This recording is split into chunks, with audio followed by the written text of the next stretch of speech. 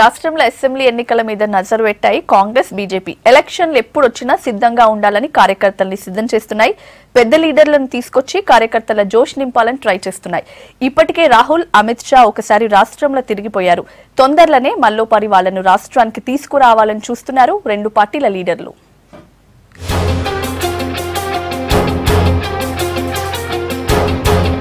రాష్ట్రంలో ఎలక్షన్లు ఎప్పుడు జరిగినా అధికారంలోకి రావాలని అనుకుంటున్నాయి కాంగ్రెస్ బీజేపీ.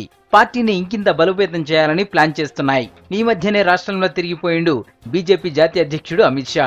3 రోజుల పాటు పాత నల్లగొండ జిల్లాల హైదరాబాద్ లో తిరిగిండు. 3 నెలలలోనే మల్లోపారి ఆయన ఇక్కడికి వస్తానని చెప్పిండు.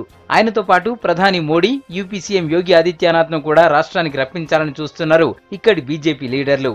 వచ్చే 2 నెలలలోనే పెద్ద సభ పెట్టాలని అనుకుంటున్నారు. ఏ జిల్లాల సభ పెట్టాలనా అని ఆలోచిస్తున్నారు. అమిత్ షా గారు 2019 లక్ష్యం సాధించే వరకు పట్టువదలని విక్రమార్కుడిగా మళ్ళీ సెప్టెంబర్ లో 6 రోజులు తెలంగాణలో పర్యటన చేయబోతున్నారు. ఒక అమిత్ షా గారు 3 రోజులు పర్యటనల ద్వారానే రాష్ట్రంలో రాజకీయ ప్రకంపనలు, ఒక్కడు వస్తేనే దడ మొదలైందని చెప్పి 3 వస్తే మూర్చపోయే పరిస్థితి వస్తుందని చెప్పి ఈరోజు ప్రజలు సర్వత్రా కూడా వ్యక్తం చేస్తాను. ఇక కాంగ్రెస్ ఉపాధ్యక్షుడు రాహుల్ గాంధీ కూడా 10 రోజుల కిందటనే రాష్ట్రానికి వచ్చిపోయిండు. సంగారెడ్డిలో బహిరంగ సభ సక్సెస్ కావడంతో అట్లాంటి సభనే మల్లోపారి హైదరాబాద్ లో పెట్టాలని అనుకుంటున్నారు కాంగ్రెస్ లీడర్లు.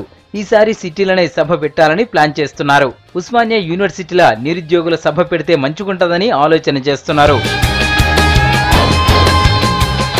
ఎలక్షన్లకు ఇంకో ఏడాది పైన టైం ఉన్నా ఇప్పటి నుంచే ఢిల్లీ లీడర్లను ఇక్కడ గల్లీలలో దిప్పి కార్యకర్తలలో ఊపు తీసుకురావాలని చూస్తున్నాయి కాంగ్రెస్ బీజేపీ.